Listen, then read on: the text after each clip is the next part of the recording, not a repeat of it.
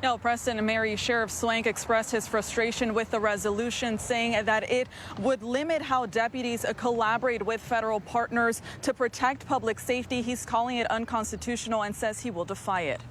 If the council thinks they can get involved in telling me what I can and what I can't do as the independently elected sheriff, they're sadly mistaken. In a sit-down interview, Sheriff Keith Swank shared his disdain with the council's resolution, which reaffirms the state's Keep Washington Working Act, limiting local government's participation in federal immigration enforcement. I'm against it, and I want it to be brought forward to the U.S. Supreme Court so they'll rule on it so that we can determine where we should go with it.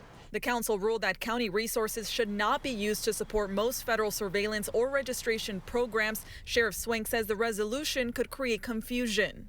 I have people from the federal government saying you're supposed to enforce immigration law violations. I have people from the state government saying that you're not allowed to do it.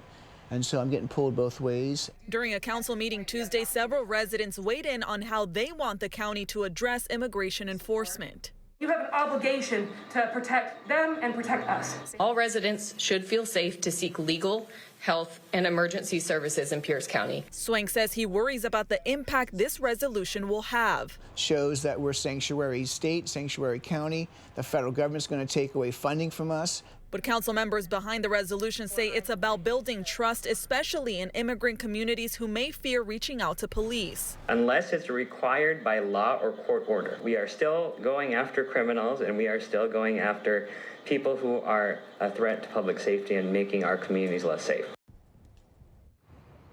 Well, Sheriff Swank believes that officers should be able to act based on situations, not politics, and he assures me that his #1 priority remains the safety of residents. But for now, reporting live in Tacoma, Karina Vargas, KOMO News. All right, Karina, thank you.